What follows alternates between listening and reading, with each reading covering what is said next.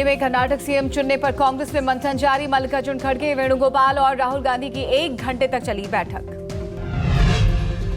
Karnataka CM के नाम का आज खड़गे कर सकते हैं ऐलान। कर्नाटक में कांग्रेस के बहुमत के बावजूद अब तक सीएम के नाम पर कांग्रेस में पेच फंसा। आज हट सकता है नाम से सस्पेंस। कांग्रेस अध्यक्ष मल्लिकार्जुन खड़गे के घर शाम 4:30 बजे पर्यवेक्षकों के साथ फिर होगी बैठक। कल तीनों पर्यवेक्षकों ने खड़गे को सौंपी रिपोर्ट। कर्नाटक में सिद्धरमैया और डीके शिव कुमार में सीएम के नाम पर माथापच्ची जारी। कुछ विधायकों की मांग, सिद्धरमैया बने सीएम तो डीके शिव कुमार के समर्थक मांग कर रहे हैं कि डीके शिव कुमार को ही मुख्यमंत्री बनाया जाए।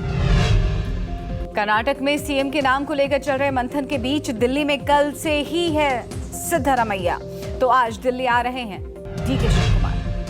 बेंगलुरु से दिल्ली रवाना होने से पहले डीके शिव कुमार ने बड़ा बयान दिया। कहा, पार्टी मां समान होती है, जो चाहिए होता है वो मानते। डीके शिव कुमार ने कहा, मैं एक जिम्मेदार इंसान हूं, मैं पार्टी को ब्लैकमेल नहीं करूंगा पर पीछे नहीं हटूंगा। कर्नाटक में सीएम को लेकर चल रही बातचीत के बीच सूत्रों से बड़ी खबर। सूत्रों के मुताबिक वोटिंग में डीके शिव कुमार समर्थक विधायकों ने डीके का नाम नहीं लिया। सूत्रों के मुताबिक डीके समर्थक विधायकों ने ऑप्शन में कांग्रेस आलाकमान लिखा है। सिद्धरमैया समर्थक विधायकों ने ऑप्शन में सिद्धरमैया का नाम लिखा। कर्नाटक में कांग्रेस की जीत के बाद पश्चिम बंगाल की मुख्यमंत्री ममता बनर्जी ने कांग्रेस को दिया बड़ा ऑफर। ममता ने कहा, 2024 आम चुनाव में कांग्रेस को हम समर्थन देंगे। 2024 में विपक्षी एकता को लेकर ममता बनर्जी ने कांग्रेस के सामने शर्त रखी। कहा, हम कांग्रेस को समर्थन देंगे पर कांग्रेस को बंगाल में हमारे खिलाफ प्रत्याशी नहीं उतारेंगे। कांग्रेस के वरिष्ठ नेता अधीर रंजन चौधरी ने ममता के सशर्त पेशकश को ठुकराया। अधीर रंजन ने कहा, कर्नाटक के नतीजों के बाद ही ममता ने क्यों पेशकश की। कांग्रेस नेता ने कहा, हमें जहां जरूरत होगी वहां लड़ेंगे।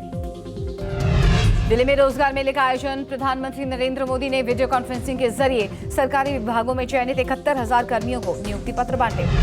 रोजगार मेले के दौरान पीएम मोदी ने कहा, बीते 9 वर्षों में भारत सरकार ने सरकारी भर्ती प्रक्रिया को ज्यादा तेज करने, ज्यादा पारदर्शी और निष्पक्ष बनाने को प्राथमिकता दी है। पीएम मोदी ने कहा, सबका साथ सबका विकास के मंत्र के साथ कदम बढ़ाने वाला भारत आज विकसित भारत बनने के लिए प्रयास कर रहा है। रोजगार की नई संभावनाओं को केंद्र में रखकर सरकार की नीतियां तैयार की गई। केंद्रीय मंत्री स्मृति ईरानी ने उत्तर प्रदेश में 334 विभागों में नए अभ्यर्थियों को नियुक्ति पत्र बांटे और अभ्यर्थियों को शुभकामनाएं दी। साल पहले भारतीय राजनीति में एक बहुत बड़ा राष्ट्रीय संकल्प प्रधानमंत्री मोदी प्रधान सेवक के नाते उभरे। आज का दिन जनता को आभार व्यक्त करने का दिन है। आज का दिन पुनः राष्ट्रीय संकल्प को याद करने का दिन है।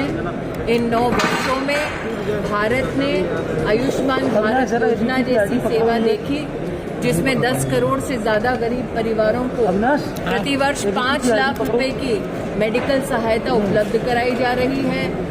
आज का ये दिन हमें याद कराता है कि प्रधानमंत्री जी के नेतृत्व में 34 लाख करोड़ के व्यय से इंफ्रास्ट्रक्चर की व्यवस्था की गई है। आज जेडीयू नेता नीरज कुमार ने बीजेपी नेता गिरिराज सिंह पर साधा निशाना। कहा, आरजेडी नेताओं के घर सीबीआई छापेमारी दिखाता है। सीबीआई बताए छापे में क्या मिला। आरजेडी विधायक किरण देवी के ठिकाने पर सीबीआई की छापेमारी। किरण देवी लालू प्रसाद की करीबी और पूर्व विधायक अरुण यादव की पत्नी है। छापेमारी भोजपुर के विधायक के घर पर हुई।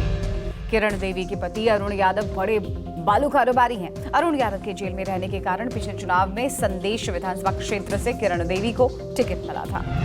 कर्नाटक में हार के बाद छत्तीसगढ़ विधानसभा की तैयारी में जुटी बीजेपी। छत्तीसगढ़ के दौरे पर बीजेपी प्रभारी ओम माथुर आज कार्यसमिति की लेंगे बड़ी बैठक में भूपेश बघेल सरकार को घेरने पर बीजेपी का मंथन, तो राजनीतिक प्रस्ताव पारित किए जाएंगे और पिछली प्रदेश कार्यसमिति में दिए टास्क की समीक्षा होगी। विधानसभा 2024 के लोकसभा चुनावों को देखते हुए छत्तीसगढ़ में बीजेपी महासंपर्क अभियान शुरू करेगी। 100 घरों में जाकर लोगों से बात करेंगे नेता और मोदी सरकार की योजनाओं को गिनाया जाएगा। गहलोत सरकार की मुश्किलें बढ़ा रहे हैं सचिन पायलट। सचिन पायलट ने दिया 15 दिनों का अल्टीमेटम। कहा, अगर मांगे नहीं मानी गई तो अब पूरे राजस्थान में आंदोलन होगा। राजस्थान में अपनी सरकार के खिलाफ पदयात्रा करने वाले सचिन पायलट ने समर्थकों को संबोधित किया और 3 मांगे रखी। सचिन पायलट ने मांग की कि सरकारी नौकरियों में भर्ती की प्रक्रिया को पारदर्शी बनाया जाए, पेपर लीक से आर्थिक नुकसान झेलने वाले बच्चों को उचित मुआवजा मिले और वसुंधरा राजे के खिलाफ भ्रष्टाचार के आरोपों की उच्च स्तरीय जांच हो। उमेश पाल हत्याकांड में मोस्ट वांटेड अतीक की पत्नी शाइस्ता का अब तक कोई सुराग नहीं। पुलिस ने शाइस्ता परवीन के खिलाफ लुकआउट नोटिस जारी किया, अब नहीं भाग पाएगी विदेश। शाइस्ता के अलावा बमबाज गुड्डू मुस्लिम और शूटर साबिर के खिलाफ भी लुकआउट नोटिस जारी।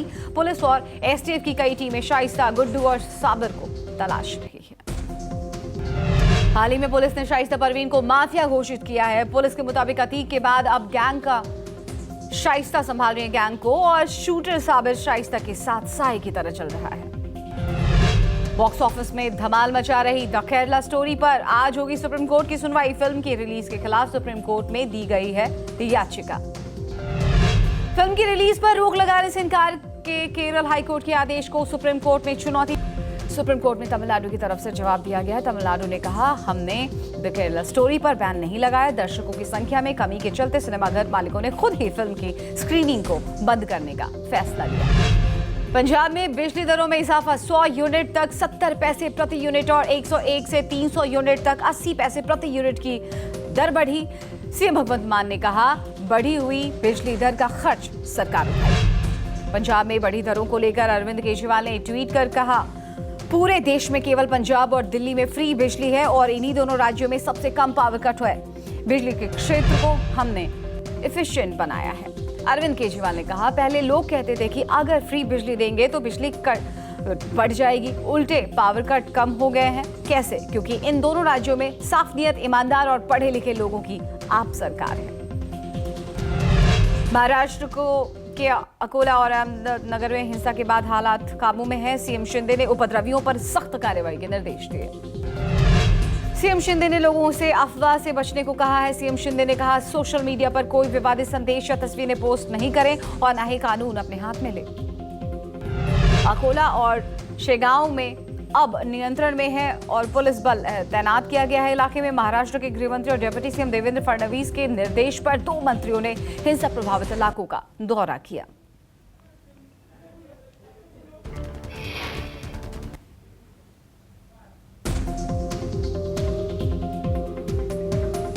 मोदी सरकार के 9 साल पूरे होने पर मेगा तैयारी, खास संपर्क अभियान चलाएगी बीजेपी। 30 मई से 30 जून तक देश भर में किए जाएंगे कई कार्यक्रम में लोगों को मोदी सरकार की उपलब्धियों के बारे में बताया जाएगा। इस दौरान पूरे देश में प्रेस कॉन्फ्रेंस भी की जाएगी। मेगा प्रोग्राम की शुरुआत पीएम मोदी बड़ी रैली से करेंगे। 23 जून को 10 लाख बूथ पर कार्यकर्ताओं को वर्चुअली संबोधित करेंगे पीएम।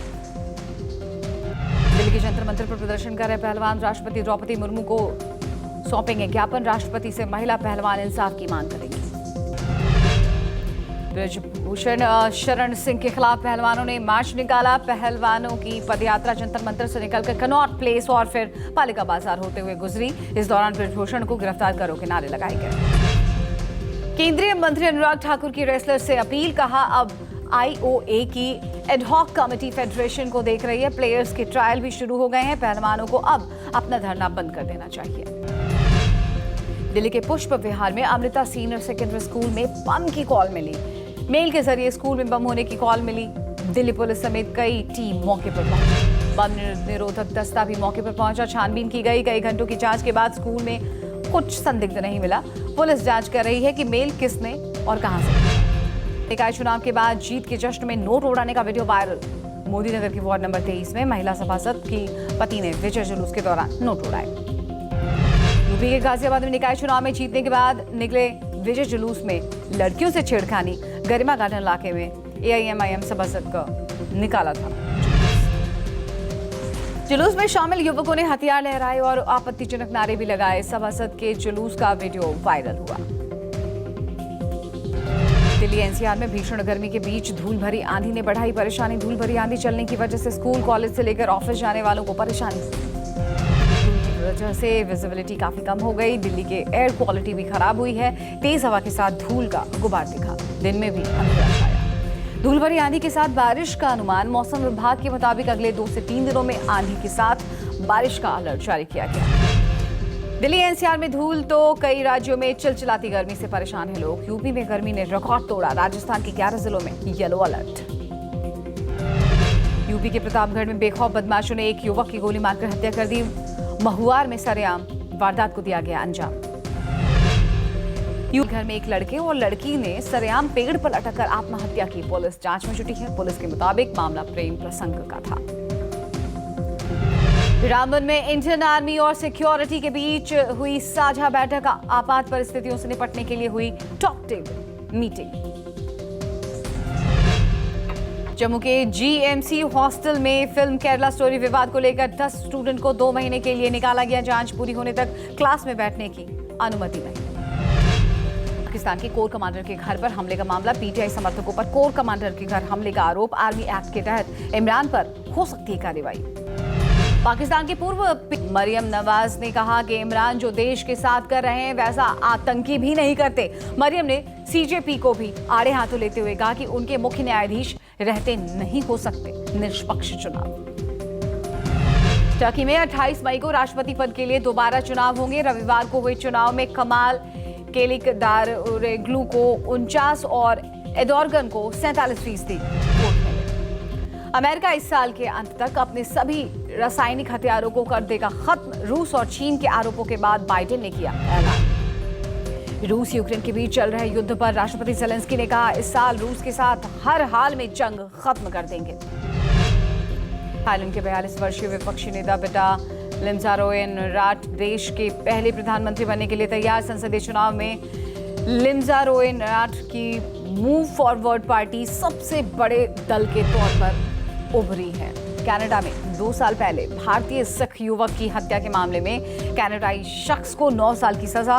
सितंबर 2021 में टोरंटो में प्रभजोत सिंह कटरी की चाकू मारकर हत्या। 2023 के प्लेऑफ में गुजरात टाइटंस ने अपनी जगह पक्की कर ली है। सोमवार को अहमदाबाद में खेले गए मुकाबले में गुजरात टाइटंस ने सनराइजर्स हैदराबाद को 34 रनों से शिकस्त दी। हार के साथ ही एसआरएच खिताबी दौड़ से हुई।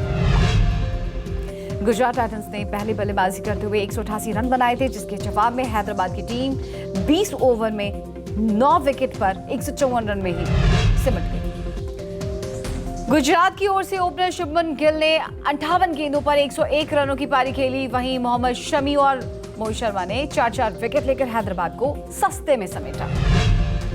पूर्व ऑस्ट्रेलियाई खिलाड़ी मैथ्यू हेडन की बेटी ग्रेस आईपीएल के 16वें सीजन में जलवा बिखेर रही हैं। पेशे से टीवी प्रेजेंटेटर ग्रेसी को मुंबई और चेन्नई की सड़कों पर घूमते हुए देखा जा सकता है।